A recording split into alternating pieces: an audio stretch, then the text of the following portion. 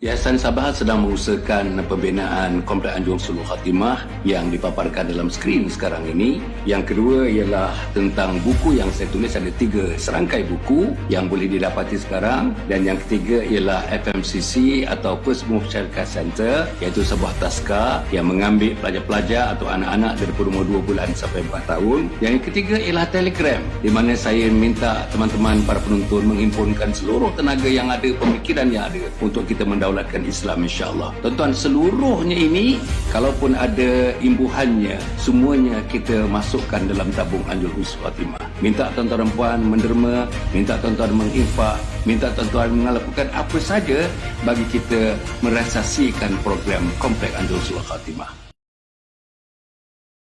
Assalamualaikum warahmatullahi wabarakatuh. Alhamdulillahirabbil alamin. Wassalatu wassalamu ala asyrafil anbiya'i wal mursalin sayyidina Muhammad wa ala alihi wa sahbihi ajma'in. Subhanaka la ilma lana illa ma 'allamtana innaka antal alimul hakim. Wa la haula wa la quwwata illa billahil aliyil azim. Qala rabbi shrah li sadri wa yassir li amri wahlul 'uqdatam min lisani yafqahu qawli. Qala Allah Ta'ala fi kitabil aziz, a'udzu billahi minasyaitonir rajim. Wahfiz lahuma janaha dhulli minar rahmah wa qur rabbirhamhuma kama rabbayani shaghira. Dan hendaklah kamu merendahkan diri kepada kedua-duanya kerana belas kesian dan kasih sayangmu. Dan doakanlah untuk mereka dengan berkata, wahai Tuhanku, cucilah rahmat kepada mereka berdua, sebagaimana mereka telah mencurahkan kasih sayangnya, memelihara dan mendidikku semasa kecil. Para penonton yang mati sekalian, alhamdulillah pagi ini kita terus bersiaran dengan keizinan Allah Subhanahu Wa Taala, tuan-tuan dan puan, insya-Allah. Jadi pagi-pagi ini pagi dengan penuh dengan barakah, tuan-tuan. Matahari pagi ini disebutkan setiap satu cahaya matahari, satu sinaran kecil macam mana pun tak nampak mata pun, sinaran cahaya matahari itu dikatakan membawa hidayah pagi-pagi ini, tuan-tuan dan puan, insya-Allah. Janganlah tidak ada di antara kita yang belum bangun. Janganlah ada di antara kita yang terus berada di atas katil. Janganlah di antara kami terus berada dengan selimutnya, dengan bantalnya. Janganlah di antara kami masih terus melayan mimpi-mimpinya di pagi ini. Tidak bangun mengambil wudhu, tidak bangun rukuk dan sujud menyembah Allah. Tidak bangun menendah tangan ke langit memohon ampun kepada Allah Subhanahu Wa Taala. Tidak bangun menendah tangan ke langit untuk bersyukur kepada Allah Subhanahu Wa Taala akan segala nikmat-nikmat yang diberikan kepada mereka. Saudara, nikmat terlalu banyak. Wa in ta'uddu ni'matallahi la tuhsuha. Jika sekiranya kamu nak menghitung, mengira nikmat-nikmat Allah Subhanahu Wa Taala, pasti kamu tidak mampu nak mengira. Nikmat mata, nikmat telinga, nikmat hidung, nikmat lidah, nikmat tangan, nikmat kaki, nikmat anak, nikmat beristeri, nikmat bersuami, nikmat beranak, nikmat kita tinggal dengan jiran tetangga yang baik, nikmat di tempat kerja, nikmat rezeki yang halal. Masya Allah, tuan-tuan. Nikmat kita menikmati pandangan-pandangan di sekeliling kita, hijau-hijauan di sekeliling kita. Kalau tuan-tuan tinggal di padang pasir, tuan-tuan, di Saudi misalnya, di negara-negara Afrika misalnya, tak ada pokok, tuan-tuan, tak ada pokok. Yang ada ialah batu-batan dengan pasir-pasir yang warna antara putih dengan coklat. Itulah, tuan-tuan. Itulah yang kita tengok. Pagi tengok pasir, petang tengok pasir, malam tengok pasir. Kita ni, Masya Allah, di Khatul Istiwa. Kita ni, tuan-tuan, di Khatul Istiwa. Kita ni tidak ada musim, tuan-tuan dan puan.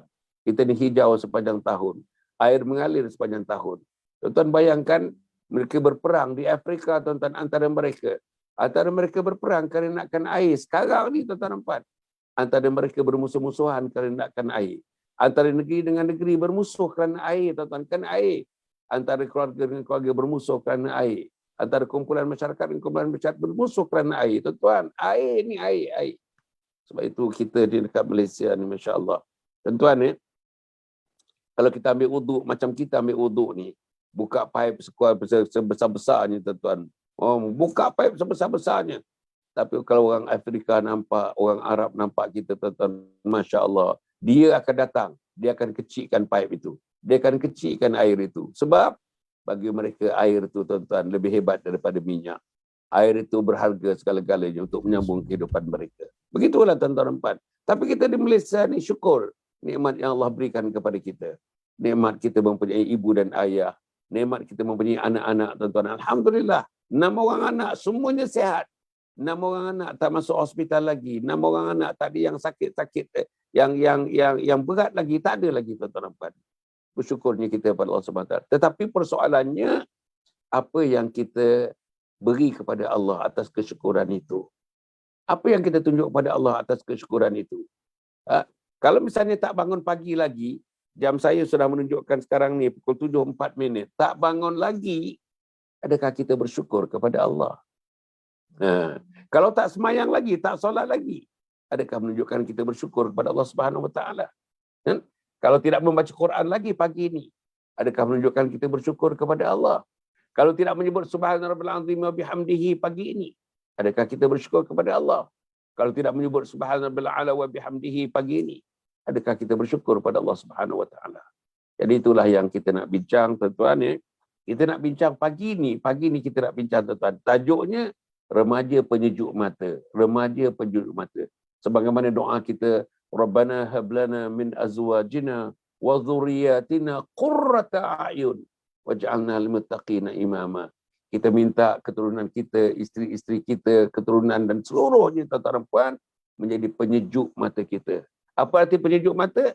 Perkataannya menyejukkan mata, perbuatannya menyejukkan mata, khidmatnya menyejukkan mata, cara berjalan di hadapan kita menyejukkan mata, cara masuk rumah menyejukkan mata, masa meninggalkan rumah menyejukkan mata, duduk dengan mak dan bapa menyejukkan mata, masa menghadapi makanan bersama ibu dan ayah, makan pagi, makan tengah hari, makan malam menyejukkan mata, menguruskan rumah tangga menyejukkan mata, menguruskan dapur menyejukkan mata, menguruskan bahan-bahan makanan yang nak dimasak, nak ditanak menyejukkan mata. Inilah, tuan-tuan, inilah jenis pemuda-pemuda, orang muda yang ada dalam rumah kita yang katakan sebagai penyejuk mata. Tuan-tuan dan puan, pagi ni Ustazah Syaurah ada sikit tak sihat. Dia kata dia bangun-bangun tidur pagi ni tekak dia sakit sangat, dia kata.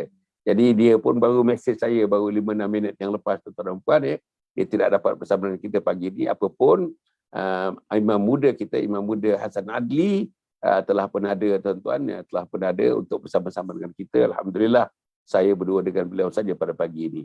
Jadi sebelum itu, tuan-tuan, like and share. Tolong, tuan-tuan, like and share. Anak-anak kita ni, nah, macam mana, tuan-tuan? Takkan tuan-tuan tidak berfikir, saya tidak berfikir, anak-anak kita tidak berfikir, seluruh penonton tidak berfikir. Macam mana nak jadikan anak kita dia penyejuk mata? Macam mana?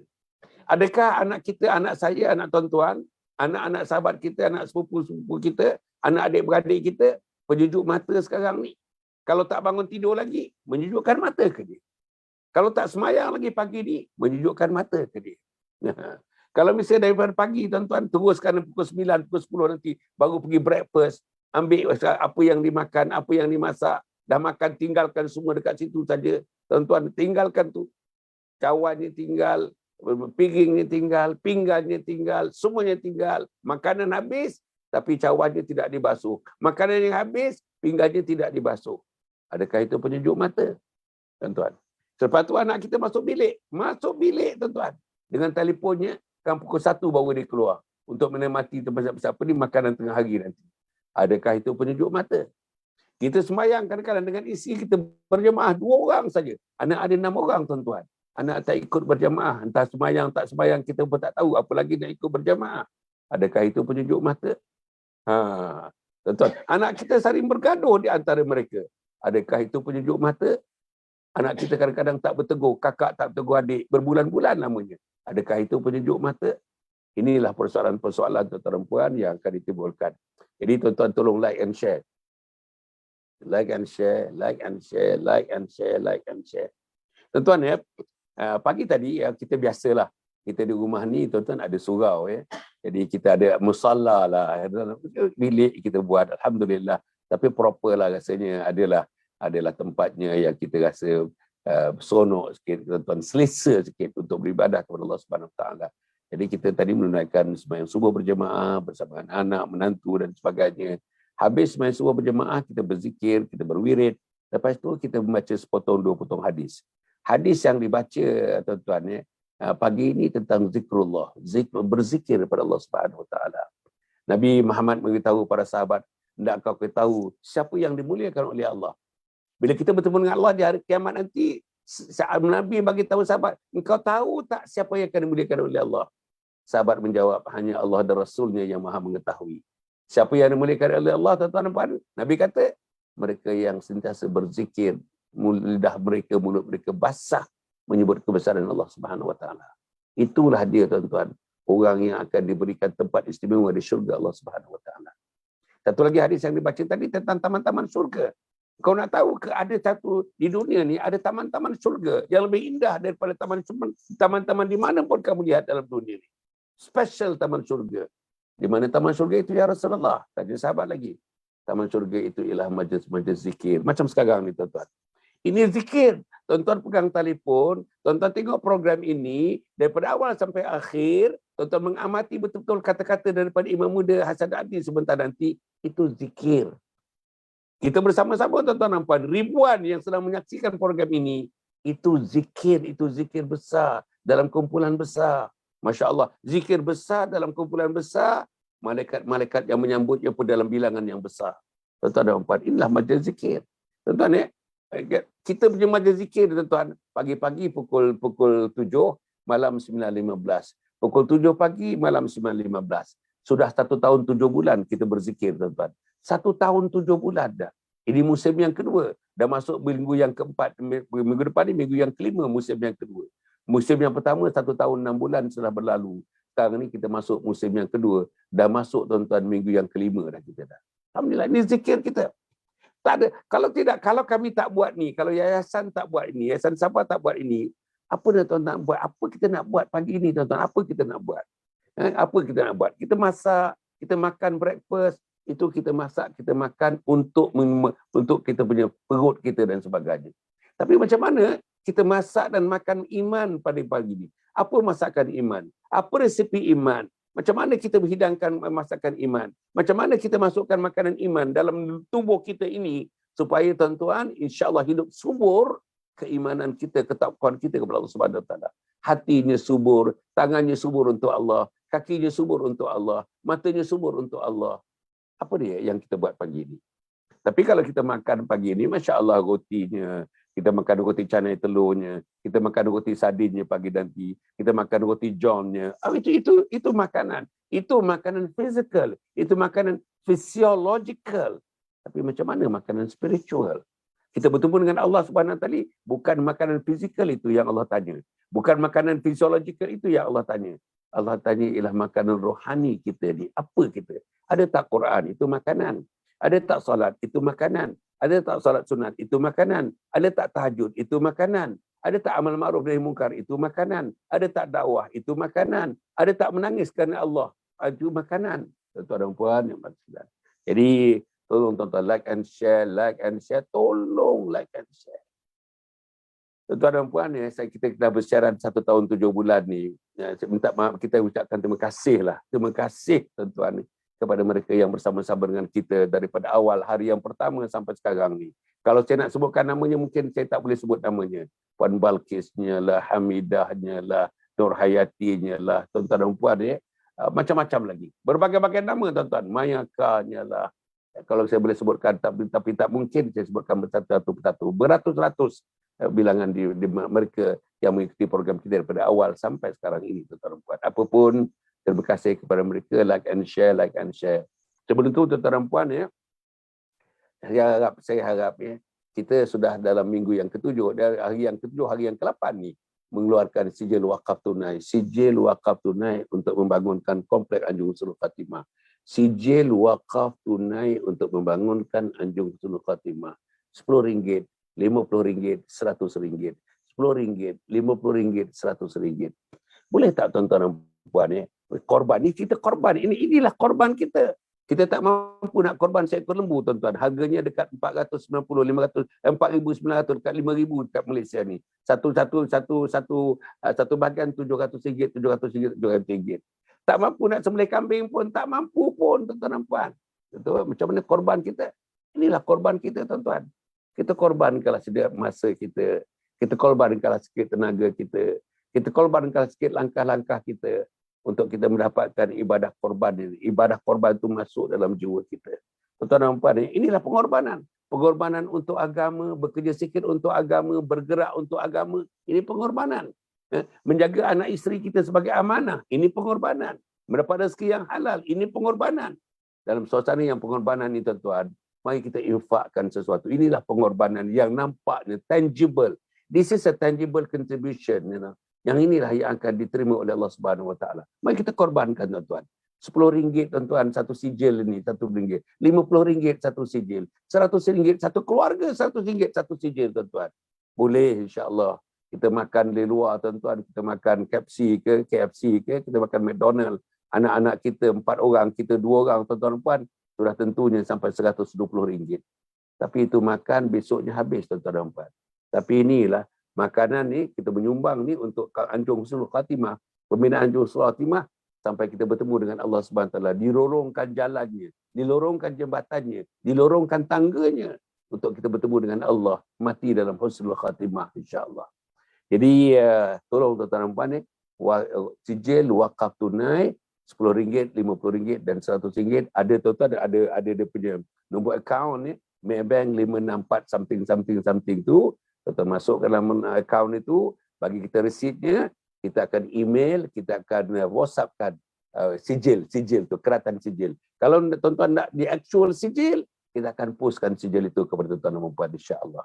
Jadi sebarkan kepada teman-teman, sebarkan kepada sahabat-sahabat. Dan yang lebih daripada itu lagi, nak dapat pahala lebih besar lagi, tuan-tuan jadilah wakil-wakil kita tuan-tuan. Kami akan postkan nanti buku-buku. RM10 itu tuan-tuan ada 50 keping, RM50 ada 50 keping, RM100 ada 50 keping. Tuan-tuan jaga, tuan-tuan bagilah pada anak isteri, bagilah kepada jiran tetangga, sahabat-sahabat di pejabat, sahabat-sahabat di kilang, sahabat-sahabat tempat kerja, sahabat-sahabat sepermainan dengan kita, teman-teman yang berniaga bersama-sama dengan kita. Tuan-tuan dermalah, infaklah insya-Allah untuk membangunkan kompleks Anjung Husnul Khatimah insya-Allah. Jadi bersama kami tuan-tuan dan puan ya, Imam Muda Hasan Adli sudah pun bersedia. Assalamualaikum Imam Muda. Assalamualaikum. Waalaikumsalam warahmatullahi. Masya-Allah, masya-Allah, masya-Allah. Apa khabar? Masya-Allah. Wah, ini setiap minggu ni baju batik yang berlainan ni, masya-Allah. Masya-Allah, memanglah peminat Imam Muda ni nampak saya lah tuan-tuan ya. Peminat batik dan peminat batik tuan-tuan yang abstrak. Dia punya lukisan-lukisan batik tu abstrak. Dia saja yang faham apa arti lukisan-lukisan itu, masya-Allah. Jadi inilah tuan-tuan dan puan ya. Alhamdulillah dia ada butik tuan-tuan ya. Dia ada butik. Bolehlah tuan-tuan kalau nak misalnya batik yang sama, saya rasa dia akan bagikan sampel-sampel ini kepada tuan-tuan. Boleh hubungi dia nanti tuan-tuan dan puan. Dia juga menyajikan makanan-makanan yang halal, makanan sunnah. Tuan-tuan dan puan ada sambal imam. Sambal imam namanya tuan-tuan. Masya-Allah. Nanti kita akan cerita sikit tentang apa yang sedang diusahakan oleh beliau insya-Allah. Okey, Imam kita pagi ni nak cerita tentang anak muda yang penyejuk mata. Anak muda penyejuk mata, anak muda penyejuk mata. Qurratu a'yun. Jadi agaknya Syaurah tak ada pada pagi ni, Ustazah Syaurah tak ada. Dia agaknya sikit kurang sihat pagi ni. Bangun-bangun dia kata sakit sangat tekak dia. Jadi mungkin suara pun tak apa nak keluar. Jadi dia pun minta excuse lah. Tak dapat bersama dengan kita pada pagi ni. Apapun tuan-tuan, terima kasih pada Ustazah Syaurah. Kita doakan dia cepat sembuh. Sikit sakit itu, sakit sikit aja tu, insya-Allah. Dia telah bersama dengan saya setahun 7 bulan yang lalu tuan-tuan dan puan. Sampai sekarang ni insya-Allah. Anak muda ni. Ustazah Syaurah ni tuan-tuan penghafaz Quran, tulis buku, pendakwah, ada punya consulting segi Nashrah namanya, Nashrah Consultancy. Bolehlah tuan-tuan mendapatkan apa juga mengenai Al-Quran daripada Ustazah Syaurah. Jadi permulaannya Imam Muda, apa yang diperkatakan kalau misalnya kita nak bincang pada pagi ni, tajuknya ialah remaja penyejuk mata, anak muda penyejuk mata. Sila. Ya, baik. Bismillahirrahmanirrahim. Assalamualaikum warahmatullahi wabarakatuh. Alhamdulillahilladzi arsala rasulahu bil huda wa dinil haqq liyudhhirahu 'ala ad-dini kullihi wa kafa billahi shahida. Wassalatu wassalamu ala rasulil amin wa ala alihi wa sahbihi ajma'in. Subhanaka la ilma lana illa ma 'allamtana innaka antal alimul hakim. La hawla wa la quwwata illa billahil aliyyil azim. Allahumma yassir wa la tu'assir. Rabbi tammim bil khair amma ba'du. yang saya segani, yang dihormati Ayahanda Datuk Dr. Haji Hassan Muhammad Ali, seterusnya kepada Yayasan Kebajikan Sabha yang menjadi yang kata petunggak utama dalam meneruskan program-program secara online begini, Masya Allah, Tabarakallah. Seterusnya kepada Ustazah Syaurah yang mungkin tak dapat bersama dengan kita, barangkali dia menonton daripada jauh. Mudah-mudahan diberikan kesihatan kepada Ustazah Syaurah kita. Seterusnya kepada ayah-ayah, ibu-ibu yang ada di rumah tu, ya begitu juga mungkin ada anak-anak yang bersama dengan ibu ayah yang menonton live pada pagi ini. Saya yakin insya-Allah ya, ibu ayah yang sedang menonton ini, ya anak-anak mereka, pemuda-pemuda mereka, pemuda-pemudi mereka sudah pun orang kata bersiap sedia untuk meneruskan kehidupan pada hari ini dengan penuh kebaikan ya. Solat subuhnya pun telah selesai. Mungkin barangkali sekarang ni tengah menunggu waktu duha, ada yang sedang membaca Quran, ya, muzakarah dan sebagainya. Insya-Allah saya yakin barangkali ada keluarga-keluarga yang begini ya. Baik, tuan-tuan dan puan muslimin muslimat yang dirahmati Allah sekalian, remaja ataupun pemuda penyejuk mata. Qurrata a'yun, inilah doa yang sering kali, yang acap kali kita baca. Sebagai seorang ibu ayah, saya yakin inilah antara doa yang tak ditinggalkan. Begitu juga saya, ya, doa ini takkan ditinggalkan. Rabbana hab lana min azwajina wa dhurriyyatina qurrata a'yun waj'alna lil muttaqina imama. Ya. Rabbana hab lana, ya Allah, kurniakan kami, rezekikan kami, azwajina, pasangan-pasangan kami, ya, azwajina wa dzurriyyatina, dan zuriat kami, qurrata a'yun, sebagai penyejuk mata. Ya. Jadi inilah doa kita, mudah-mudahan doa ini menjadi asbab kebaikan pada anak-anak kita, begitu juga pada pasangan hidup kita, insya-Allah. Allahumma salli ala sayyidina Muhammad. Bila kita sebut tentang remaja ataupun pemuda penyejuk mata, kalau kita lihat ya, bila sebut saja pemuda, mungkin ada sebahagian orang memandang pemuda ni adalah dikaitkan dengan hiburan, pemuda dikaitkan dengan lagha, pemuda dikaitkan dengan dunia, kerja, games dan seumpama dengannya. Sedangkan kita lupa, ya, pemuda ini kalau kita kaitkan ataupun kalau kita menelusuri sirah kehidupan Nabi SAW dan juga kehidupan para sahabat, ya, ashabun Nabi SAW. Mereka ni tuan-tuan, ya, sahabat-sahabat Nabi ramai yang kita kata yang muda-muda. Sayyidina Ali-nya, ya, Sayyidina Umar pun waktu Islamnya pun masih muda, pemuda. Kemudian Allahumma salli ala sayyidina Muhammad, ramai ya, Muaz. Ramai pemuda-pemuda sahabat-sahabat Nabi ni di kalangan pemuda. Jadi maknanya cerita dekat sini, Ibnu Abbas, ya, Abdullah bin Abbas, masya-Allah tabarakallah, seorang anak muda. Bukan saja muda tuan-tuan, tapi masya-Allah tabarakallah sangat luar biasa pada ilmu Al-Qurannya. Ya. Sebab berkat doa Nabi, Allahumma faqihu fid din wa 'allimhu ta'wil. Ya Allah, berkat, ya Allah, faqihkan dia, kurniakan kefaqihan padanya dalam bidang agama dan bidang Al-Quran. Itu doa Nabi kepada Abdullah bin Abbas. Abdullah bin Mas'udnya, ya, pun antara sahabat yang sangat alim dalam ilmu-ilmu Al-Quran, ilmu keagamaan. Ya, ini kita kata contoh pemuda-pemuda yang hebat. Pun begitu juga, bukan saja pemuda, pemudi pun hebat-hebat. Anak-anak Nabi yang wanitanya, masya Allah, ya, begitu hebat. Orang kata apa, membantu Nabi dalam perjuangan menegakkan agama ni. Maksudnya nak cerita, susuk-susuk tubuh badan ini sudah ada menjadi contoh pada kita. Pun begitu kita melihat dalam Al-Quran menceritakan kisah Ashabul Kahfi. Kita melihat dalam Al-Quran menceritakan kisah pemuda seperti mana Nabi Ibrahim alaihissalam, yang mana ketika mana mencari tentang kebenaran, mencari tentang ketuhanan. Kita pun dah tahu kisah ini. Ya, bagaimana Nabi Ibrahim alaihissalam, ini kita ambil contoh.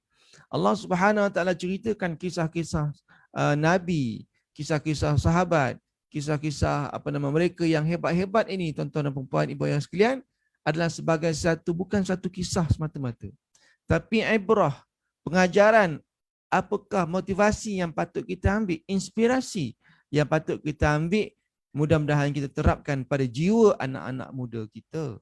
Itu dia. Bukan sekadar baca, oh ini kisah Nabi Ibrahim, oh ini kisah Ashabul Ukhdud, ini kisahnya oh kita baca sirah, ini kisahnya Sayyidina Ali, kisahnya bukan itu saja. Tapi bagaimana aku nak jadikan jiwa Ibrahim ini ada dalam jiwa anak aku.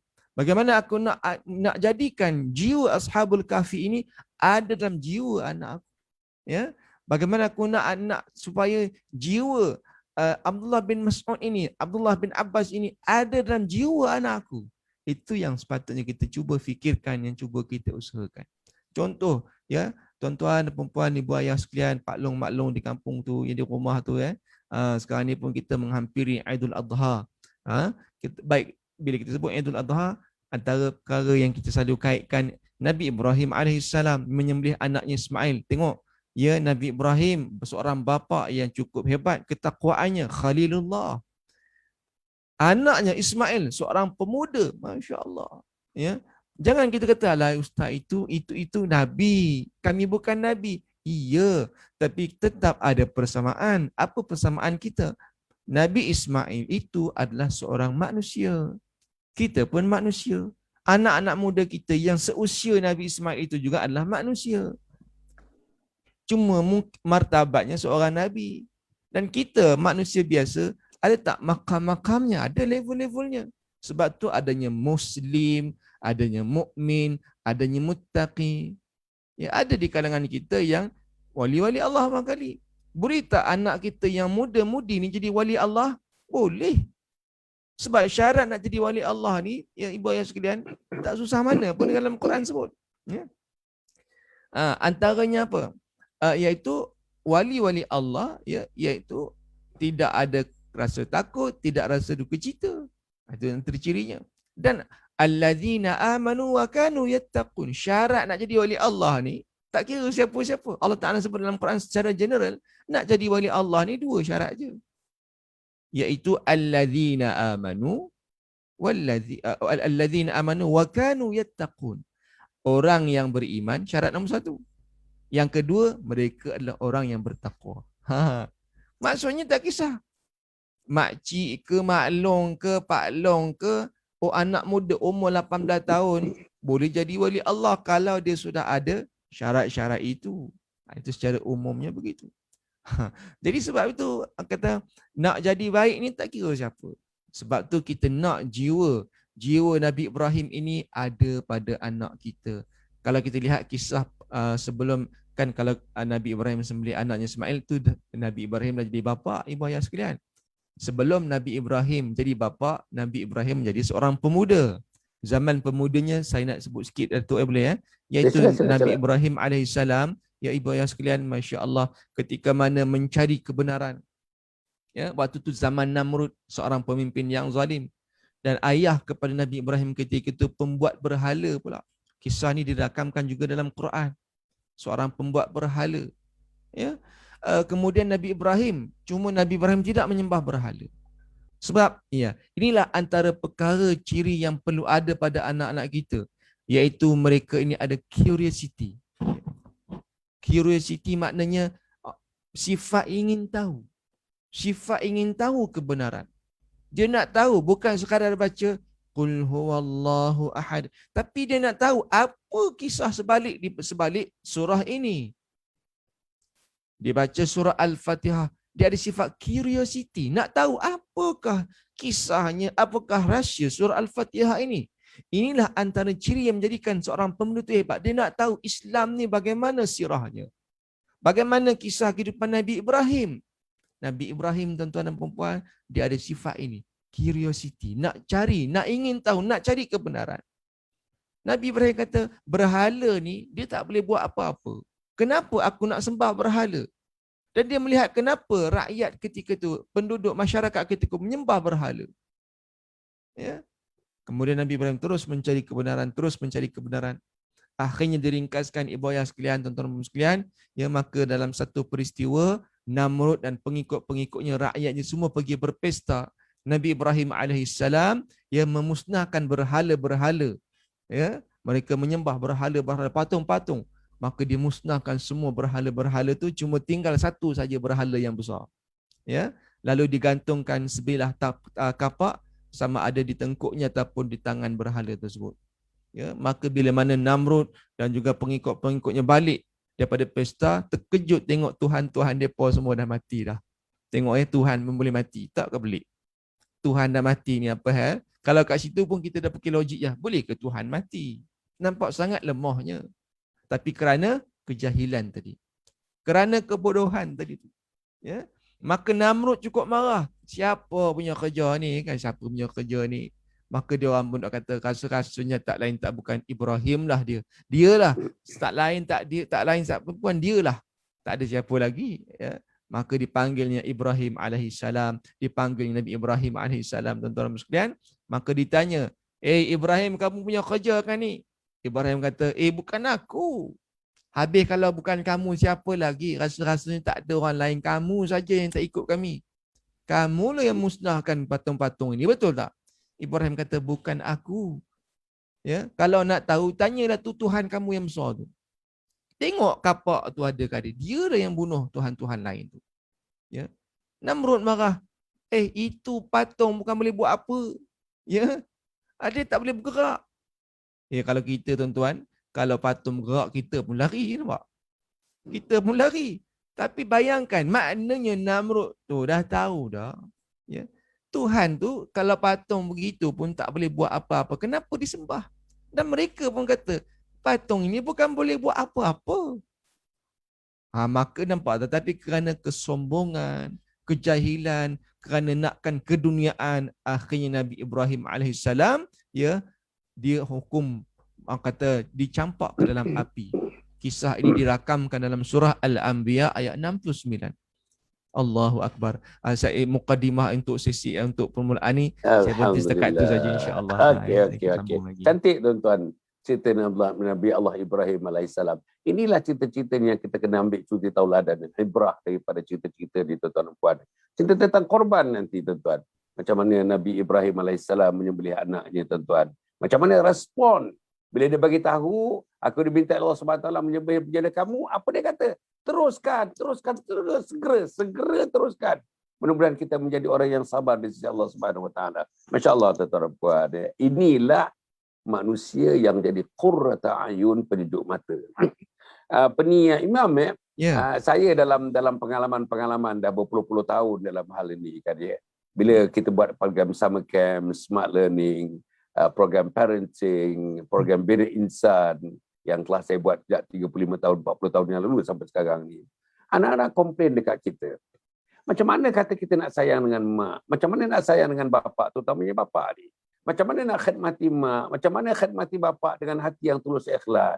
Macam mana kami nak mendekatkan diri dengan mak dan ayah, terutamanya bapa? Kalau bapa sendiri, tuan-tuan, mengasingkan diri daripada anak-anak. Ada distance. There is a distance between parents and children. Kemudian tu, bapa tak nak bercakap dengan anak-anak. Bapa tak mesra dengan anak-anak. Bapa asyik marah, membibil saja dengan anak-anak. Bapa tidak menunjukkan contoh yang baik dengan anak-anak. Bapa tengking mak, bapa hina mak depan anak-anak. Ya. Bapa marah mak depan anak-anak. Bapa kutuk mak depan anak-anak. Macam manalah saya nak jadi anak-anak yang dapat berkhidmat dengan ayah? Macam mana saya nak mendekatkan diri dengan ibu dan ayah, terutamanya ayah tadi? Macam mana saya nak memikirkan bagaimana caranya saya dapat mengkhidmati ayah, bagaimana dengan orang-orang yang lain dapat mengerti ayah mereka? Allah takdirkan saya memiliki ayah yang begini. Ayah yang kasar, ayah yang keluar rumah pun, balik rumah pun bila mak tu tunggu-tunggu pukul 12 tak balik lagi. Setiap malam tak balik lagi pukul 12 malam. Di rumah pun mengasingkan diri, dengan mak pun tak apa nak bercakap, dengan anak-anak tak apa nak bercakap. Ada jenis-jenis macam ni Ustaz, ada jenis-jenis macam ni. Terutama dalam masa COVID ini. Bila masa COVID ini tertekan Ustaz, tertekan. Mak tertekan, ayah tertekan, anak ada 5 orang, makanan tak ada. Dalam telefon ni saya Ustaz, ada orang bagi tahu saya, ramai tuan-tuan, doktor dia kata tolong sangat saya. RM20 pun tak apa, tolong. Susu nak dibeli, gas dah habis dan sebagainya. Cukup banyak dalam telefon saya ni, Imam Muda. Jadi tuan-tuan dan puan, apa yang saya nak sebutkan, dalam keadaan yang sekarang ni, kita manifestasikan masalah yang kita hadapi dalam COVID ini dalam bentuk perangai kita. Kita perengus, kita cepat marah, kita hilang perasan, kita punya kepala di atas, kita you lose your head, Kita hilang kepala kita ni, hilang berfikir kadang-kadang tuan-tuan. Itu yang terjun tingkap, terjun bangunan, terjun sungai, terjun laut. Daripada bulan Mac sampai bulan Mac, Jun, Julai, Ogos begitu 266 cerita mengenai membunuh diri di Malaysia, 60% adalah orang-orang Islam. 60% daripada 266 tak pernah berlaku dalam sejarah ada orang Islam membunuh diri. Sampai 60% daripada 266 ini betul-betul menggegarkan kita. Betul-betul tuan-tuan, menimbulkan satu persoalan besar, big question mark in front of you, in front of me. Kenapa ini boleh berlaku dan sebagainya. Tapi balik tadi, hubungan yang renggang di antara anak dengan mak dan ayah. Terutamanya ayah tadi. Ayah yang merenggangkannya, ayah yang menjauhkannya, ayah yang mengasingkan diri. Macam mana anak-anak ni nak menjadikan diri mereka qurrata ayun. Sila Ustaz. Baik, Allahumma hidayah lis-shawab. Terima kasih kepada Datuk Hassan Ali. Kemudian seterusnya kepada tuan-tuan dan puan-puan, ibu ayah yang dirahmati Allah sekalian. Ya, inilah kita kata cabaran dalam kehidupan berumah tangga, ya. Sebab tu rumah ni dia nama pun rumah tangga. Baik, sekarang ni bila kita sebutkan bila mana hubungan anak-anak dengan ibu ayah, macam Datuk sebutkan tadi, hubungan dengan ayah lah, sebab anak ni biasanya dia rapat dengan mak. Tapi ada tak dinafikan, ada anak-anak yang cukup rapat dengan ayah. Ini ayah-ayah yang cukup misali lah, ya. Biasanya kalau kita lihat anak-anak ni bila dia nakkan makan minum, nakkan kasih sayang, nak mengadu dan sebagainya, nak meminta, anak-anak akan pergi jumpa mak dia. Ya? Tapi bila mana dalam bab yang melibatkan keuangan dan sebagainya, biasanya dia jumpa bapak dia. Tapi ada juga anak-anak yang bukanlah menggunakan orang tengah nak meminta sesuatu pada ayah, dia gunakan mak dia. Ya, sebab apa? Sebab anak ni dia orang kata lebih rapat lah. That's why pun kita tak nafikan jugalah kebenarannya. Ya, bila Nabi SAW bila ditanya kepada siapa yang patut aku berbakti ya Rasulullah, maka Nabi kata ibumu. Kemudian siapa? Ibumu. Maknanya Nabi ulang banyak kali pada ibumu, barulah kepada bapakmu. Ya, sebab anak ibulah yang kata apa, yang mengandungkan, yang mengandungkan anak selama 9 bulan lebih, kemudian menyusukan, melahirkan, menyusukan. Baik, sekarang ni mungkin ada timbul persoalan macam sebutkan tadi. Memang ada, ya, memang ada tuan-tuan dan puan-puan. Anak-anak yang ada distance, ada rasa jauh, ada gap dengan ayahnya. Ya, terutama ayah lah. Dengan mak tu mungkin ada juga. Ya, kalau hari ni mak ayah yang mungkin orang kata duduk di bandar, sibuk dengan kerjanya, pagi sampai petang, ada yang sampai malam, balik tak sempat jumpa anak. Ya, tapi yang paling kritikal sekali ayah lah kebiasaannya, ya. Sebab ayah ni terlalu fokus pada kerja, sebab mak ni biasanya kalau dia sibuk pun, bila dia balik rumah dia akan ingat juga anak-anak dia, ya. Tapi ayah ni sebab dia rasa dia ketua keluarga, ya, balik ke rumah dia rasa dah ada orang menguruskan anak-anaknya, dah menguruskan rumah tangga, maka tak fikir langsung tentang anak-anak. Saya, ya, Allahumma salli ala sayyidina Muhammad, satu benda yang kalaulah ibu ayah yang menonton di sini, ataupun mungkin ada yang menggelar ayah saya, sebenarnya taklah orang kata hebat, tak pandai mana pun, ya, sebab saya ni ayah yang masih muda, anak pun kecil-kecil, yang umur yang paling kecil 4 tahun, 6 tahun, 8 tahun paling besar, kecil lagi, ya. Tak macam Datuk Hassan, anak dah besar, dah bercucu, dah pun bercicit barangkali, ya. Jadi tuan-tuan dan puan-puan, kenapa ada gap ni? Kerana yang pertamanya faktor keegoan. Seorang bapa yang ada sifat ego.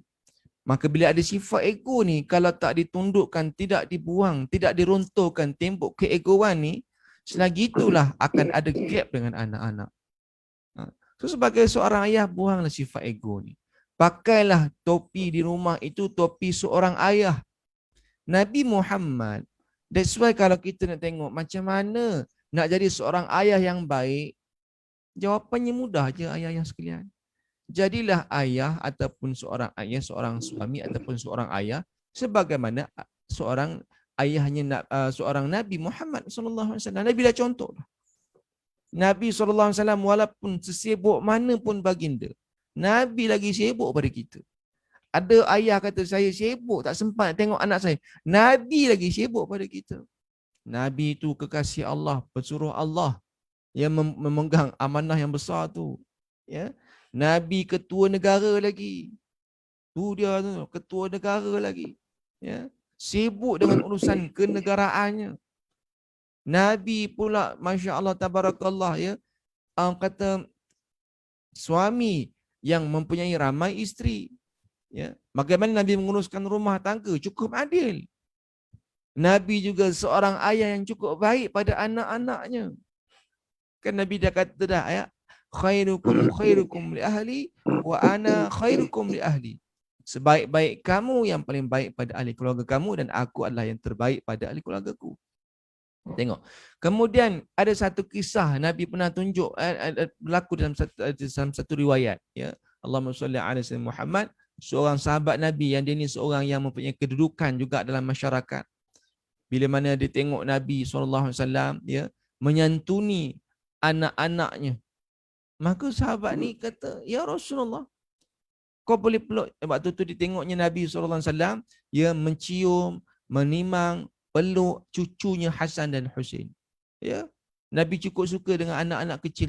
Itu cucu. Nabi peluk Hasan Husain, cium dia, dakap dia dengan penuh kasih sayang. Jadi seorang sahabat ni pelik. Ya Rasulullah, kau buat macam ni ya Rasulullah. Sebab bagi dia, seorang ayah tu kalau orang kata apa, cium, menurunkan ego dia sebagai seorang ayah ni, aku ni bos, aku ni ketua, maka tak layak aku nak cium, nak kata nak buat baik, nak kata bercakap lemah lembut pada anak tu. Aku ni ketua. Ya. Jadi dia pelik Nabi buat begini. Nabi menurunkan, ya, sifat orang kata, sifat seorang ayah tu ada, sifat seorang atuk tu ada pada Nabi. Dengan penuh kasih sayang. Dia pelik. Maka Nabi kata apa? Kenapa? Kamu tak pernah ke? Sahabat dia kata, aku tak pernah cium anak aku. Aku tak pernah peluk dakap anak aku.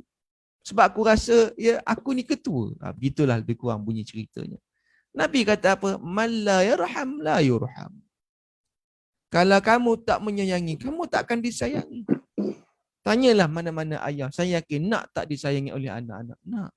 Nak tak anak-anak kita esok, ya, bila kita sudah tua, anak-anak menyantuni kita, anak-anak melayani kita, anak-anak menjaga makan minum kita. Kalau kita sakit, anak-anak yang mandikan kita, anak-anak yang orang kata menyuap makanan dalam mulut kita. Nak tak macam tu? Saya rasa semua ayah nak macam tu.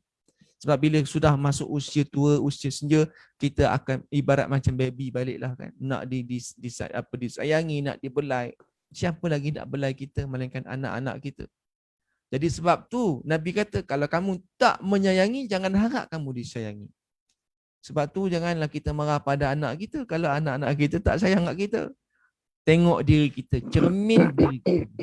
So kalaulah tadi, kenapa punca seorang ayah yang ada distance, ada kata jarak dengan anak, sebab satu je puncanya. Sifat keegoan tu terlalu tinggi.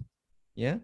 Baik, sekarang ni bagaimana kita nak, kalau di sisi anak pula, ya, duduk pada sisi anak. Macam mana anak ni nak nak jaga hubungan dengan ayah. So sebagai seorang anak, saya melihat begini Datuk, ya, dan ibu ayah sekalian, sebagai seorang anak, kita masih lagi mempunyai tanggungjawab sebagai seorang anak. Tak apalah kalau ayah kita sudah bersikap dengan demikian, kita tolak tepi. Ya, kita tak boleh nak ubah manusia. Kita tak boleh ubah ayah kita, melainkan ayah kita nak mengubah dirinya sendiri. Jadi kita sebagai seorang anak yang ada kesedaran, aku ni masih lagi seorang anak yang mempunyai tanggungjawab.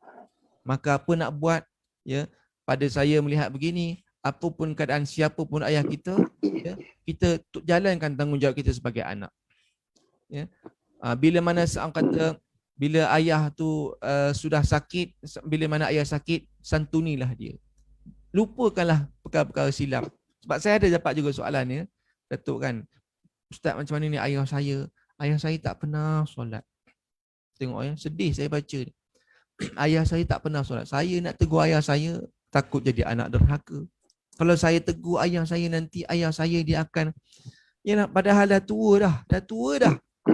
Penyakit macam-macam tapi masih lagi tak nak solat. Macam mana Ustaz? Saya rasa berdosa sangat. Saya bimbang kalau Allah tarik nyawa ayah saya tak, masih lagi orang yang tak mendirikan solat. Macam mana ni?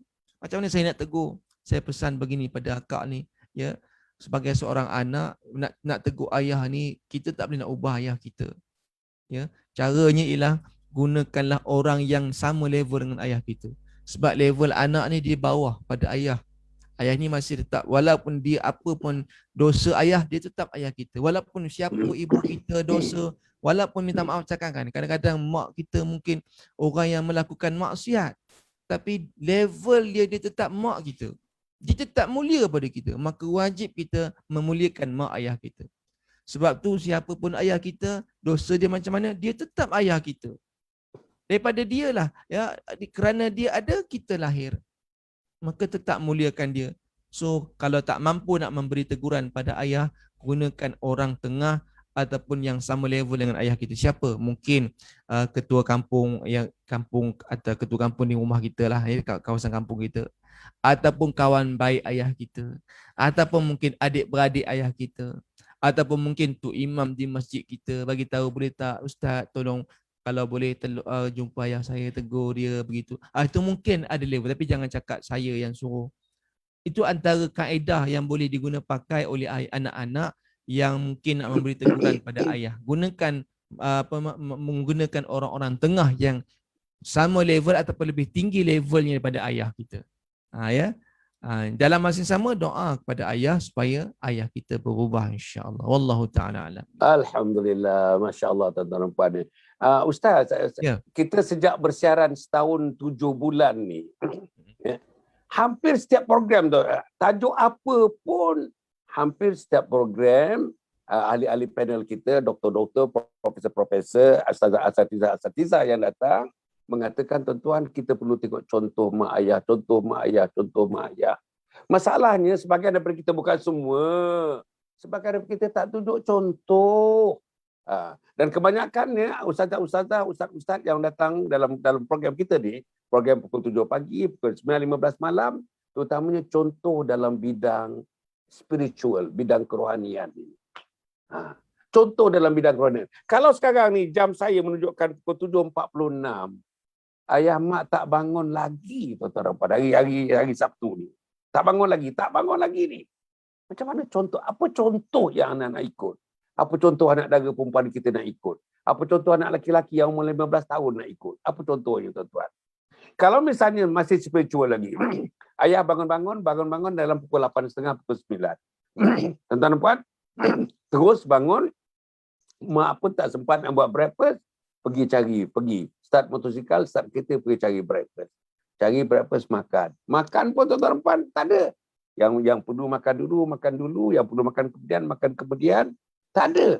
Makan berjemaah. Semalam tuan-tuan, malam tadi salah seorang ahli panel kita malam tadi, tuan-tuan, Farah Hayana ni anak saudara kepada almarhum Datuk Harun Din. Apa dia kata, tuan-tuan, Haji Din tu, ayah kepada Harun Din tu mewajibkan bila makan, pastikan setiap orang anak ada bersama ibu dan ayah di kerusi masing-masing. Dia pastikan setiap orang. Dan perkara ini, tuan-tuan dan puan, dituruti oleh mak kepada Farah Hayana ni. Mak Farah Hayana ni ialah adik-beradik kepada almarhum Harun Din. Ikut cara datuk dia namanya Haji Din.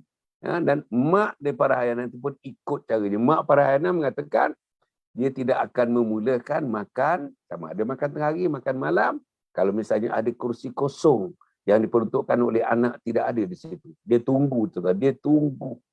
Betul, bayangkan. Ada tak berlaku dalam rumah tangga kita begitu? Itu soalannya. Tak pasal rumah kita itu. Kita menghadapi makanan sekarang, makanan di depan kita. Macam mana kita menapi makanan? Main cekur saja, main ambil saja. Depan mak pun ambil. Kadang-kadang nak atas pinggan mak pun kita ambil juga. Betul ke cara adab dan susilanya? Kita nak purata ayun ni, penyejuk mata ni. Kalau misalnya hidangan tu, tuan-tuan, ni dengan ketam kita, dengan udang kita, dengan ayam kita. Yang terbaik ni masuk pinggan anak, bukan masuk pinggan mak. Yang terbaik masuk pinggan anak, bukan pinggan ayah. Macam mana tuan-tuan? Macam mana tuan-tuan fikirkan rumah tangga kita ni macam mana? Okey, itu satu yang kedua. Yang ketiga tentang spiritual ni tuan-tuan dan puan. Dia kata, yang paling baik sekali dia kata, dalam mana-mana keluarga pun, sembahyang berjemaah. Itu ubat dia. Sembahyang berjemaah ni itu ubat. Keluarga yang longgar, sembahyang berjemaah. Ada gap macam Ustaz kata tadi, sembahyang berjemaah. Macamnya, they cannot see eye to eye among them, sembahyang berjemaah. Tuan-tuan dan puan, hilang kasih sayang, sembahyang berjemaah. Kalau terasa terdetik di hati, tuan-tuan, tak suka mak, tak suka ayah, sembahyang berjemaah. Kalau kita terasa terdetik hati dengan kakak dan abang, syaratnya ialah sembahyang berjemaah. Satukan jemaah. Sebab itu tuan-tuan dan puan, jemaah, imam sunat menghadap ke belakang. Luruskan saf, rapatkan saf, luruskan saf, rapatkan saf. Apa arti tuan-tuan? Luruskan saf, luruslah hatinya menghadap Allah. Rapatkan saf, rapatlah tuan-tuan. Silaturahim, hubungi silaturahim. Every time, 3-5 times a day. And imam would say, luruskan saf, rapatkan saf, luruskan saf, rapatkan saf. What does it mean? It means a lot kepada masalah yang dihadapi oleh keluarga itu. Jadi Ustaz, tentang kita tumpu kepada petunjuk ataupun pelakuan-pelakuan ibu dan ayah untuk mengkedepankan amalan-amalan spiritual ini, supaya ini bukan saja dari segi zahiriahnya, tapi dari segi batiniahnya dia akan membentuk kekeluargaan. Kena yakin. Tuan-tuan dan puan, besok hari Jumaat malam Sabtu, tuan-tuan ikutilah. Tuan-tuan, seorang keluarga ustaz, suami very very educated, highly educated. Salah seorang isterinya tuan-tuan ada doctoral degree, doktor tuan-tuan, doktor ya. Dan seorang lagi tuan-tuan, isterinya juga ada master's degree, suaminya ada master's degree. Highly educated tuan-tuan. Dan hidup dalam keadaan yang selesa, anak 10 orang. Tuan-tuan, seorang suami bersama 2 orang isteri duduk dalam satu bumbung. Ustaz, duduk dalam satu bumbung, Ustaz. Satu bumbung. Masya Allah, kali yang kedua mereka akan datang lagi, tuan-tuan, menjadi tetamu saya. Suami, isteri yang pertama, isteri yang kedua, duduk tuan-tuan dan puan. Kita bersembang-sembang mengenai nak cari di mana kekuatan-kekuatan dia. Tuan-tuan dan puan, antara kekuatannya sembahyang berjamaah. Tak pernah tinggal sembahyang berjamaah. Dalam keadaan apapun, hujan lebat sembahyang berjamaah, ribut sembahyang berjamaah, taupan sembahyang berjamaah. Itulah yang mengikat, tuan-tuan. Itulah yang mengikat. Yang paling menarik, tuan-tuan dan puan, bila saya tanyakan yang terakhir, dia diulas oleh Profesor Dr. Nur Azniza daripada UUM, tuan-tuan dan puan, dia ulas. Saya timbulkan apa yang disebut tu, diulas oleh doktor ini. Tuan-tuan, saya tanyakan soalan yang terakhir sebelum berpisah minggu yang baru ni. Minggu yang depan kita jumpa hari Jumaat malam Sabtu.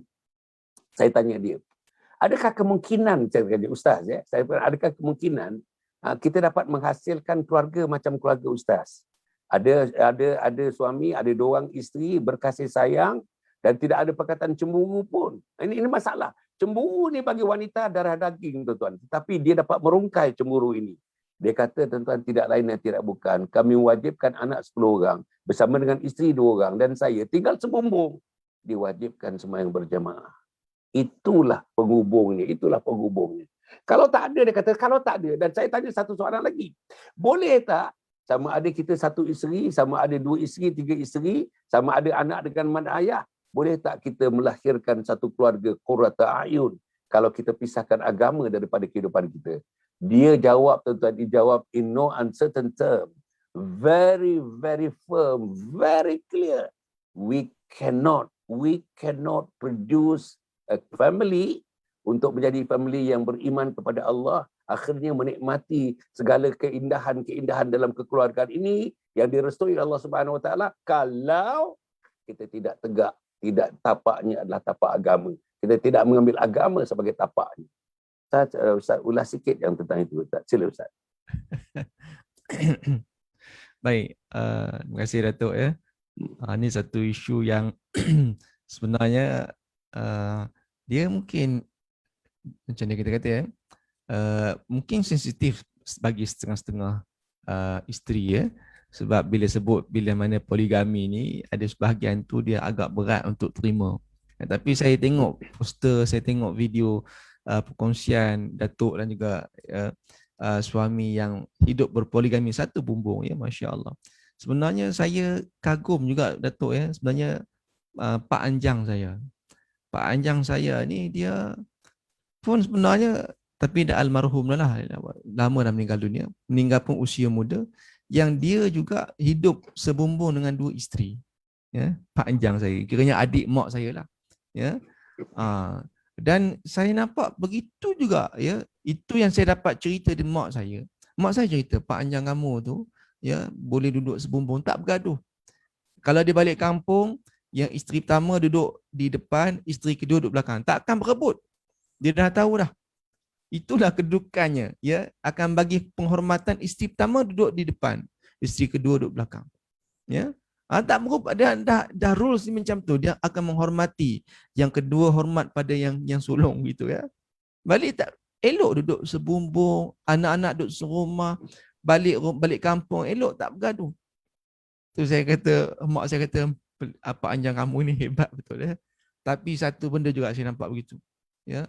Bila sampai waktu usrahnya, kadang-kadang balik kampung, minta maaf lah, dia kata kena tak boleh lama-lama dapat jumpa opah saya, kata minta maaf lah nak balik dah. Sebab apa? Sebab ada usrah, katanya.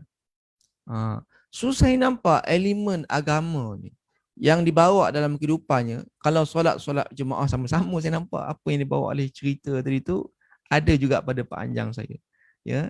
Jadi nak bagi tahu kehidupan agama, solat jemaah tu, dan dia bawa nilai agama cukup tinggi.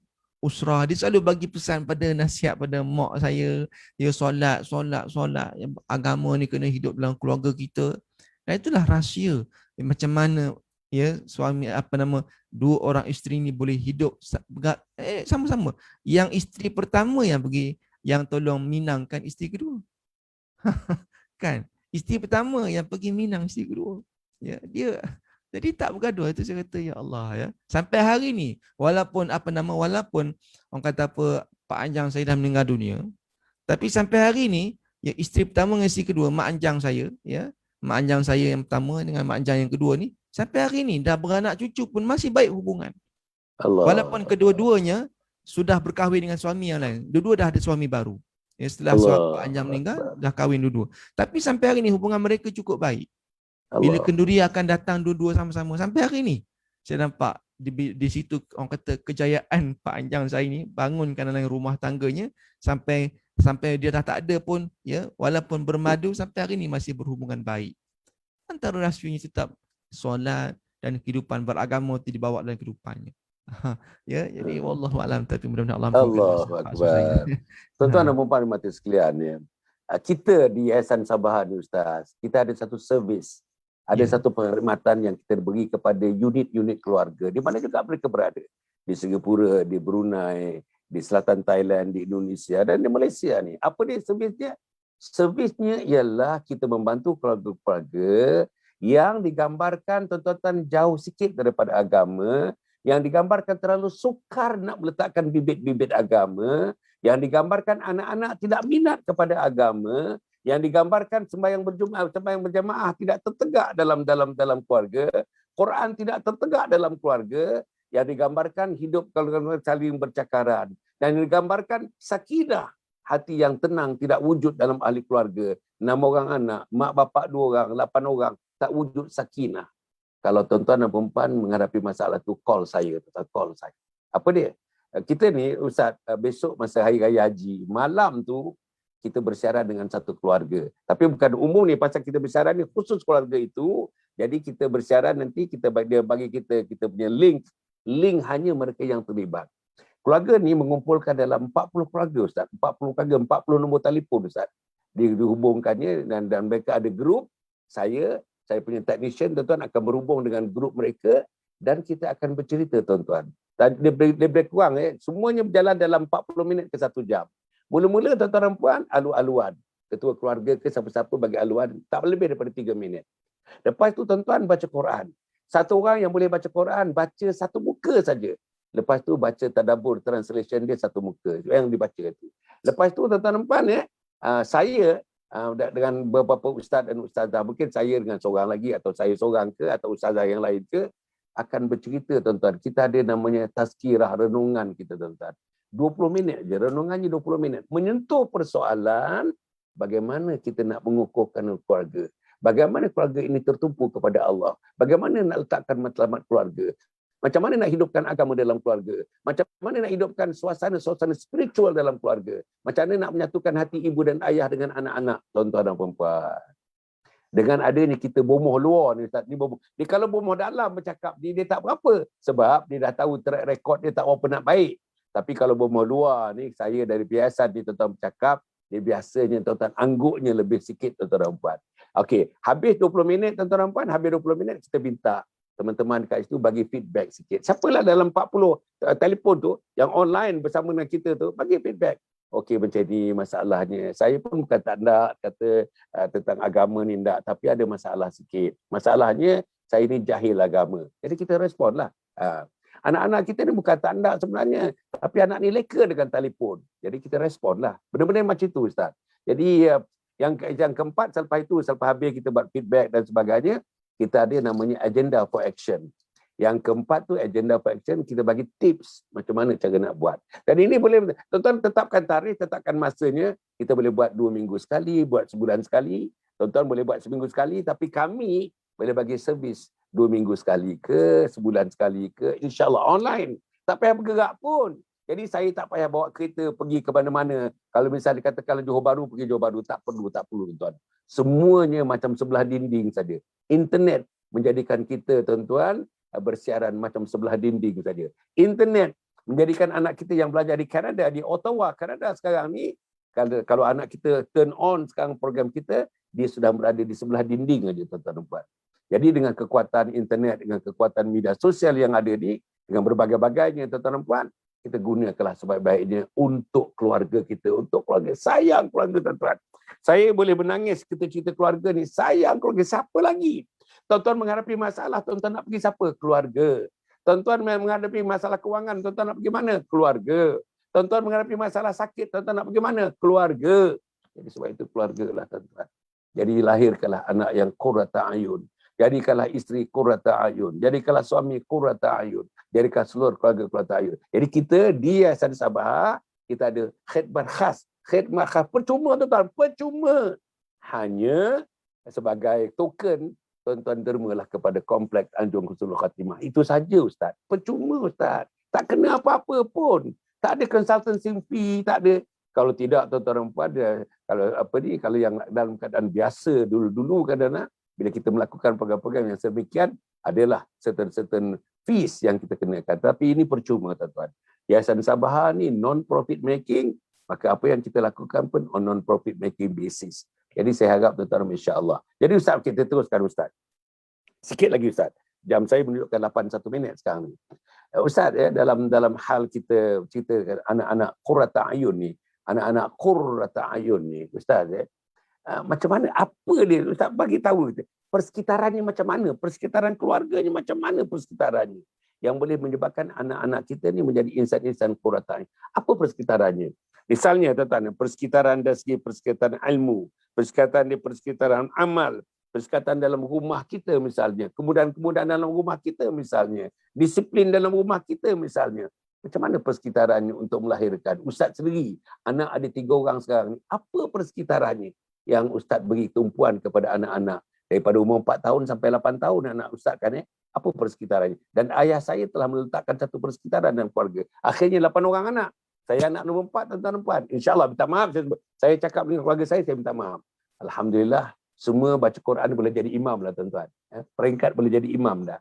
Semuanya beramal. Saya rasa adik-beradik saya tahu-tahulah. Minta maaf, saya minta maaf cakap ni. Rasanya terlalu sukar untuk meninggalkan solat. Terlalu sukar. Mungkin tidak pernah meninggalkan solat, tuan-tuan dan puan. Jadi itulah dia persekitaran yang dilahirkan. Apa persekitarannya? Ayah saya bila bertemu dengan saya, dengan adik-beradik yang lain, tak pernah tak tanya. Dalam keadaan apa pun tak pernah tak tanya. Saya belajar di luar negara 6 tahun setengah, tuan-tuan. Dia angkat telefon, saya telefon dia. Itulah pertanyaannya. Sampai bila-bila dia tanya. Yang pertama, dah semayang belum? Yang kedua, dah baca Quran belum? Semayang Quran, semayang Quran, semayang Quran, semayang. Itulah persekitaran ayah saya hingga anak-anak pun alhamdulillah, cucu-cucu pun anak-anak saya yang merupakan cucu kepadanya, tuan-tuan dan puan, alhamdulillah. Nampaknya belum ada yang buta Al-Quran. Minta maaf, saya bila sebut keluarga saya ni, saya minta maaf tuan-tuan, saya minta maaf. Saya tidak berhajat untuk mempromosi untuk keluarga saya, tidak. Tapi ini realiti saya nak beritahu kepada tuan-tuan dan puan. Jadi berikutan dengan itu, tuan-tuan dan puan, bila suasana agama ada, persekitaran itu diletakkan kepada kita, campak di mana dalam dunia. Saya belajar 6 tahun setengah di Amerika Syarikat, tuan-tuan dan puan. Masters di Amerika Syarikat, PhD di Amerika Syarikat. Tapi alhamdulillah. Saya tuju yang pertama apa Ustaz? Islamic Center. Islamic Center macam masjid lah. Di situlah jumpa teman Mesir, teman Palestin, teman Jordan, teman Syria, teman Eropah, orang kulit putih, orang Perancis, orang Itali. Kita jumpa kat situ. Semuanya tuan-tuan. Usrah 2 hari sekali, 2 hari sekali usrah, 2 hari sekali usrah. Dalam 6 tahun setengah tuan-tuan, tak habis-habis usrah. Itulah yang kita betul-betul memantapkan ilmu dan amalan agama. Jadi tuan-tuan dan puan, itulah persekitaran, antara persekitarannya. Ustaz komen sikit-sikit tentang itu Ustaz. Apa yang Ustaz buat persekitaran untuk melahirkan anak-anak Qurrata A'yun ini, 3 orang anak Ustaz daripada 4 tahun sampai 8 tahun. Sila Ustaz.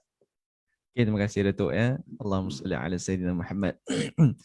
Persekitaran, sebenarnya saya teringat ada seorang guru saya ya, seorang guru pernah bagi tahu, dia kata balik rumah nanti awak cuba tengok balik rumah antum, tengok balik rumah, cuba tengok di sudut, biasanya rumah kita ni dia akan ada mini library, ataupun kalau tak ada mini library pun mungkin dia ada sudut bacaan. Kalau tak ada sudut bacaan sekalipun, kebiasaan rumah dia akan ada coffee table. Cuba tengok, dia kata di ruang sudut bacaan rumah kita, buku apa yang ada? Buku apa yang ada? Kalau di coffee table tu ya, buku apa yang kita ada? Bahan bacaan apa yang ada? Dia kata kalau di rumah kita banyak buku-buku tentang buku-buku, minta maaf lah dulu zaman-zaman saya dulu, URTV, manga, ya. Dia kata kalau begitulah buku-buku yang ayah-ayah mak kita beli, disajikan, mungkin anak-anak tak baca, atau tu anak kecil-kecil.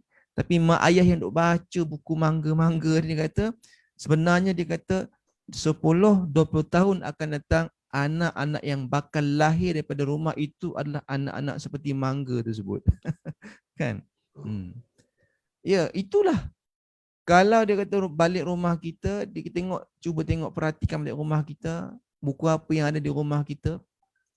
Kalau buku-bukunya buku-buku Al-Ustaz, buku-buku solusi, ya, sekarang ni pun dah tak banyak keluar di pasaran sebab semuanya online belaka, ya.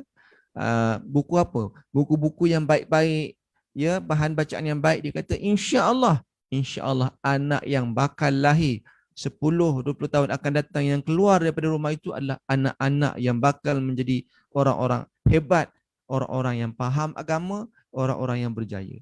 Dan ini juga saya tengok ya, ada satu orang tok guru ni, tuan-tuan dan puan-puan, saya pergi rumah dia. Saya tengok anak-anaknya, masya-Allah, anaknya hafiz Quran, anak-anaknya cukup baik. Orang kata berjaya lah. Bukan sekejap akademik berjaya, agama pun masya-Allah, tabarakallah, hebat. Ya. Saya pergi rumah dia, kata tak pelik lah kenapa anak dia berjaya. Satu, ayah dia menjadi contoh. Yang keduanya ada bi'ah solehah, bi'ah suasana persekitaran yang baik di rumah. Saya tengok rumahnya penuh dengan buku-buku agama. Mungkin tak baca semua, tapi setidak-tidaknya, sekurang-kurangnya buku-buku itu sentiasa dilihat oleh anak-anak. Ni buku Quran, ini tafsir Quran, tafsir Qurtubi. Anak mungkin tak baca, dia tak kerti nak baca, tapi daripada kecil itulah sajian matanya. Dan dia masuk dalam minda separa sedarnya, itulah menjadi kecintaan dia. Sampai ke besar dia akan teringat, dia akan nampak inilah kitab yang ada di rumah aku. Ayahku beli, ayahku baca.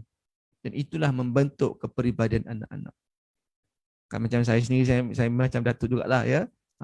Kita sebut keluarga kita ni, kita risaulah ya. Bukan nak tunjukkan baik keluarga kita, riak dan sebagainya, tapi sebagai kata apa yang saya buat gitu ya. Di rumah saya memang saya akan, walaupun rumah tak besar mana, alhamdulillah ya, saya masih menyiapkan satu sudut surau di rumah saya. Ya, di situlah tempat solat, di situlah tempat Al-Quran, di situlah tempat kita ta'lim. Ya, walaupun anak-anak kecil ni tak kerti apa-apa, duduk saja waktu solat jemaah di situ. itulah tempat ruangan solat kami. Ya, sampai waktu solat je anak-anak datang, jom solat sekarang. Maka dia orang pun dah tahu nak tuju ke mana. Tak ada mungkin setengah kecil nak solat kat mana? Tak ada soalan tu lagi dah. Jom solat, masing-masing dah tahu dah. Tujunya ambil wuduk terus pergi ke tempat solat. Di situlah masjid dia dalam rumah kami. Ya. Lepas habis solat je, anak yang kecil itu umurnya 4 tahun, dia lekas-lekas, ya. Habis-habis solat je, terlekas-lekas, saya pun tak tahu siapa ngajar je kan. Dia sendiri umur 4 tahun. Lepas habis solat je, dia terus sampai Iqra, dia terus dah. Padahal fasih belum fasih, pelat lagi. Dia akan ambil apa nama Iqra, dia duduk depan saya, dia dah buka siap-siap, dah get ready dah. Belum baca doa lagi tu. Setiap kali waktu solat, saya pun kata, ya Allah, anak dia tak tahu siapa mengajar, jadi sendiri ya. Saya tak suruh. Dia pandai-pandai ambil, duduk. Setiap kali solat, dia yang paling rajin sekali nampaknya. Dia duduk baca Iqra. Baca, walaupun dia tak boleh lagi, boleh sikit, tapi Masya Allah, semangat tu ada. Ya, Wallahualam, mungkin kerana dia melihat contoh-contoh daripada abang dia, dan itulah yang dilihat mungkin kami suami isteri selalu baca Quran sebagainya, menjadi contoh pada ini. Dia nak itu, saya nampak Masya Allah. Ya Allah bagikan Allah bagi anak begini, syukur, alhamdulillah. Dan itu saya minta lah ibu ayah sekalian doakan anak-anak saya menjadi anak-anak yang qurrata ayun, ya, dan jadi keluarga yang bahagia. Itu yang saya harapkan. Bila kita dah tua esok, dah orang kata kalau dah tak ada esok nanti pun, mereka lah menjadi kata apa, saham kubur saya, saham akhirat kelak insya-Allah. Allahu a'lam. Alhamdulillah. Jadi tuan-tuan, itu gambaran ni tuan-tuan. Bayangkan anak 4 tahun tak habis lagi berdoa selepas solat, terus ambil buku Iqra. Terus pergi depan ayahnya, depan mamanya selepas solat. Terus baca. Tak ada siapa suruh, tak ada siapa suruh. Inilah tuan-tuan, inilah dia peranan-peranan pendidikan roh. Inilah peranan pendidikan yang ditertai oleh malaikat-malaikat Allah. Tuan-tuan, kalau kita sembahyang berjamaah, ya, imam kata amin, makmum kata amin, malaikat pun kata amin, dosa-dosa kita digugurkan oleh Allah Subhanahu Wa Taala. Malaikat yang ada cantumkan hati, cantumkan hati, cantumkan hati. Malaikat yang ada terangkan mata, mata hati itu tak, bukan mata ni. Malaikat yang ada terangkan mata hati, terangkan mata hati. Itulah mata hati umur 4 tahun, tuan-tuan, 4 tahun. Tak habis lagi doa, ambil buku Iqra, bentang depan mak, depan ayah, baca abata, saja'ah, Allah. Ini okey. Tuan-tuan dan puan, kalau tuan-tuan inginkan suasana ini, kami ada servis, kami ada satu khidmat di Yayasan Sabah ini. Kontak saya terus. Jangan kontak orang lain, kontak saya terus. Nombor telefon saya ada, tuan-tuan boleh dapatkan. Senang saja. Nombor telefon saya, tuan-tuan pergi pada Facebook page Datuk Dr. Hasan Umar Ali. Tuan-tuan mesti ada dalam Facebook ke, dalam kita punya website, dalam kita punya apa tuan-tuan. Dalam YouTube kita ada, dalam Instagram kita ada, dalam Facebook kita ada. Tuan-tuan hubungi saya. Hubungi saya, insya-Allah tuan-tuan dan puan, saya akan rangka bersama dengan tuan-tuan. Macam mana caranya supaya apa yang dilakukan oleh Imam Muda Hasan Adli berlaku dalam rumah tangga kita. Tak kisah tuan-tuan, tak kisah umur ni, tak kisah umur. Kita ni berguru ni tuan-tuan dan mempraktikkan Islam ini, dan tuan-tuan cinta kepada agama ni sampai akhir hayat tuan-tuan. Dan kita selalu memohon kepada Allah, bertaubat kepada Allah pada dosa-dosa tuan-tuan, sehingga nyawa sampai gargarah. Bila gargarah, nyawa gargarah ni tuan-tuan kita lagi dah. Sudah tertutup pintu untuk buat kebaikan tuan-tuan dan puan. Inilah yang kita usahakan. Kontak saya terus tuan-tuan dan puan, insya-Allah, untuk kita apa dia? Menanamkan bibit-bibit agama dalam rumah. Menanamkan roh agama dalam rumah. Menanamkan tuan-tuan sifat-sifat manusia-manusia qurrata ayun dalam rumah. Menanamkan suasana agama dalam rumah. Kalau ini belum berlaku dalam rumah kita tuan-tuan, adik-adik, anak-anak, abang-abang, kakak-kakak, mak bapak kadang-kadang boleh sebut agama, semuanya turn off. Turn off tuan-tuan. How come we turn in, not turn off? Turn in kepada mereka supaya mereka mula cinta pada agama. Dapatkan khidmat daripada Sabah, daripada Yayasan Sabah, tuan-tuan. InsyaAllah kita akan bersama-sama untuk sama-sama. Bukan dia kena bayar apa-apa, tuan-tuan. Hanya tuan-tuan diminta derma lah, as a token kepada khidmat yang kita berikan, derma terus kepada Yayasan Sabah untuk kita membina Komplek Anjung Husnul Khatimah. Nombor 2, tuan-tuan dan puan, kita punya tolong tuan-tuan, kita punya Instagram, kita punya Telegram kita tolong tuan-tuan, Telegram. Tuan-tuan join Telegram pagi ni tuan-tuan, semalam. dah ada yang benda baru. Hari-hari, I can assure you, every day there are new postings. Every day there are new set of Quran. Apakah ayat-ayat Al-Quran, hadis-hadis, ulasan-ulasan ulama. Dan saya nampak tuan-tuan, insya-Allah tuan-tuan jarang tengok video-video pendek aja videonya, 2 minit, 3 minit, 4 minit, 5 minit. Dalam bahasa Inggeris pun ada, dalam bahasa Melayu pun ada. Yang sekitar dunia sekarang ni tuan-tuan. Cerita tu kita masukkan dalam tu. Apalagi yang kita masukkan tu tuan, doa-doa harian. Apalagi yang kita masukkan zikir-zikir harian. Apalagi yang kita masukkan dalam tu tuan-tuan puan, ialah semangat-semangat kental membina keagamaan, kekuatan beribadah, kekuatan berjihad dan kekuatan berdakwah. Itu kita masukkan. Supaya, apa gunanya tuan-tuan? Telegram ni, supaya hidup kita dilitupi oleh suasana agama. Waktu muda, waktu dewasa, sampai mati. Sampai saat mati pun, kita harap suasana agama itu ada dalam hidup kita, mengiringi keluarnya nyawa daripada jasad kita, insya-Allah. Dan mengiringi itu keluarnya nyawa daripada jasad yang kita sebut apa? La ilaha illallah. Mati anak Adam yang beriman mengucap la ilaha illallah, Allah wajibkan syurga ke atas mereka. Itu hadis Nabi Muhammad sallallahu alaihi wasallam. Kemudian tuan-tuan puan, saya nak memberitahu tentang webinar. Webinar 1 sudah pun berlalu 2 minggu yang lalu. Webinar 2 pada 28 hari bulan 8 ni webinar 2. Webinar 3 pada 9 hari bulan 10 webinar 3. Dan tuan-tuan puan percuma tuan-tuan, percuma. Kita hendak tetap satu webinar ni 500 orang je tuan, 500 orang. Webinar yang kedua cerita apa? Tuan-tuan, husnul khatimah, impian setiap muslim. Husnul khatimah, impian setiap muslim. Webinar yang ketiga pada 9 hari bulan 10 cerita mengenai khidmati ayah bonda hingga akhir hayat. Khidmati ayah bonda hingga akhir hayat. Percuma tuan-tuan, percuma. 3 jam setengah, 3 jam.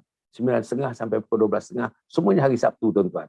28 hari 8 hari Sabtu, 9 hari 10 pun hari Sabtu. Daftar terus. Bagi nama, bagi nombor telefon, bagi email kalau ada, kalau tak ada pun tak apa. Bagi address. Bagi nama, bagi telefon, bagi email, bagi address. Terus kepada kami. Tuan-tuan tengok di skrin sekarang ni dipaparkan nombor-nombor yang boleh dihubungi untuk tuan-tuan menyertai webinar 2 dan webinar 3 itu, insya-Allah. Webinar ni artinya seminar online, tuan-tuan, live online. Tak perlu datang ke Kuala Lumpur, tuan-tuan dan puan.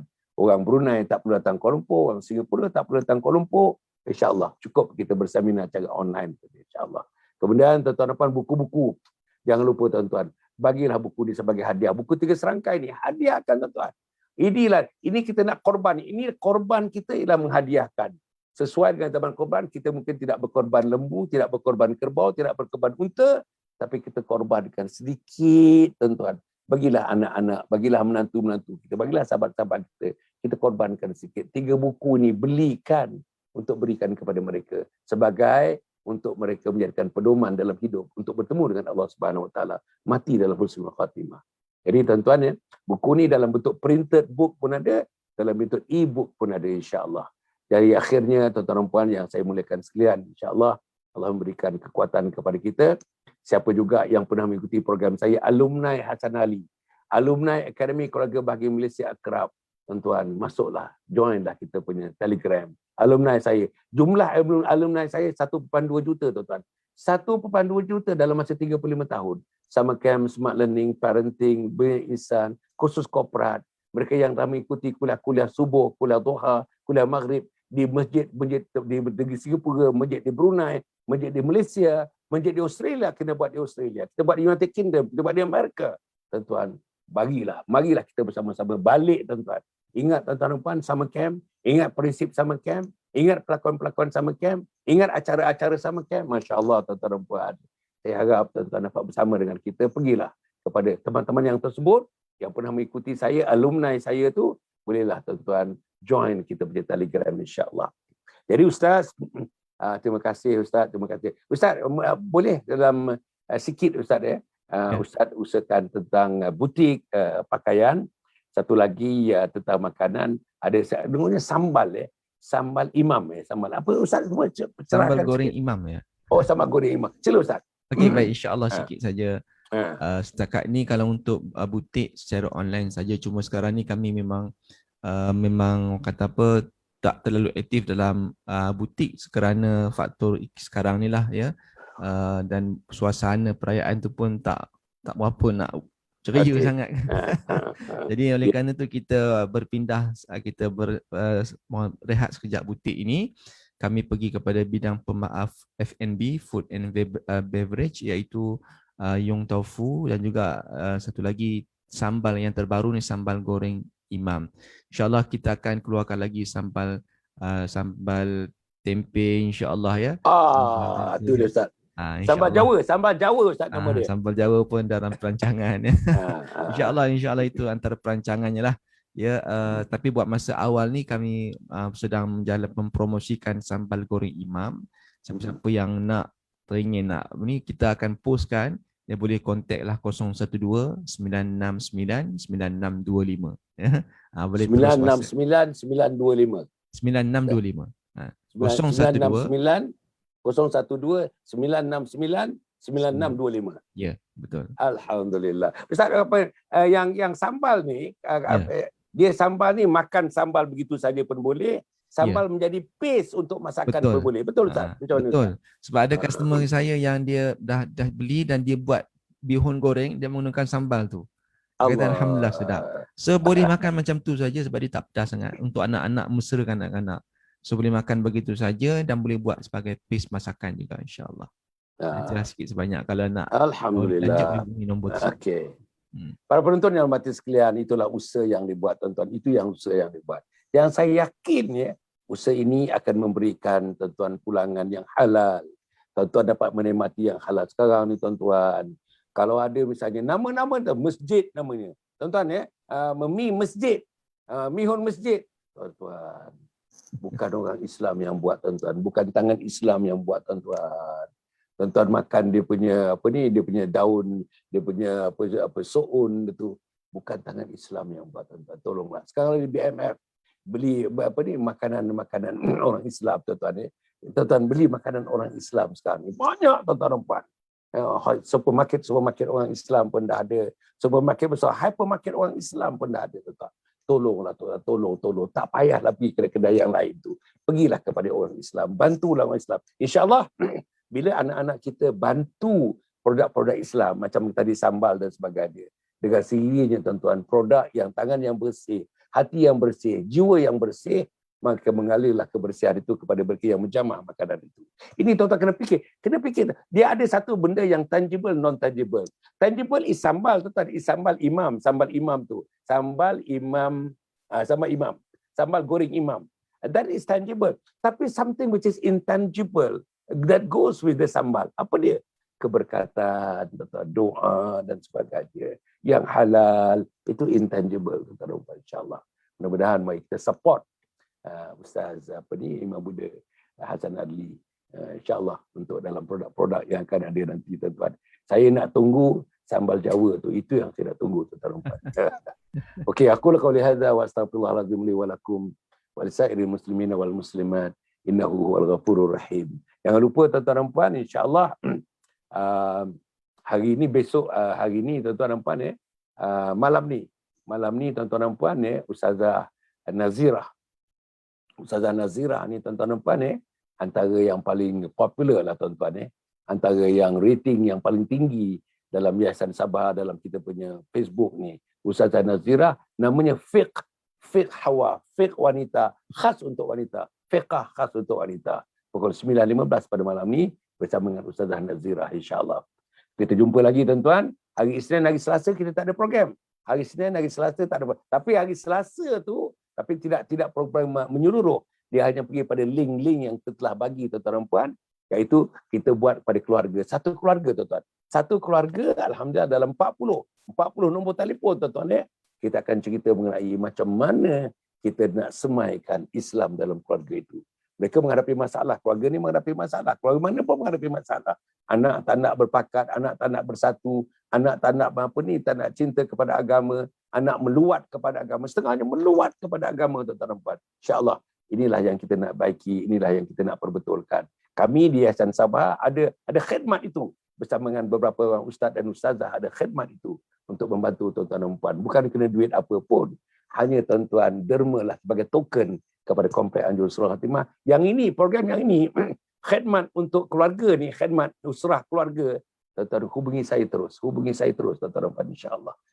Aku qauli hadza wa astaghfirullahalazim. Wassalamualaikum warahmatullahi wabarakatuh. Yayasan Sabahat sedang mengusahakan pembinaan Komplek Anjung Suluh Khatimah yang dipaparkan dalam skrin sekarang ini. Yang kedua ialah tentang buku yang saya tulis, ada 3 serangkai buku yang boleh didapati sekarang. Dan yang ketiga ialah FMCC atau First Move Child Care Center, iaitu sebuah taska yang mengambil pelajar-pelajar atau anak-anak dari umur 2 bulan sampai 4 tahun. Yang ketiga ialah Telegram, di mana saya minta teman-teman para penonton menghimpunkan seluruh tenaga yang ada, pemikiran yang ada untuk kita mendaulatkan Islam insya-Allah. Tuan-tuan, seluruhnya ini kalaupun ada imbuhannya, semuanya kita masukkan dalam tabung Anjung Suluh Khatimah. Minta tuan-tuan dan puan menderma, minta tuan-tuan menginfak, minta tuan-tuan melakukan apa saja bagi kita merasasikan program Komplek Anjung Suluh Khatimah.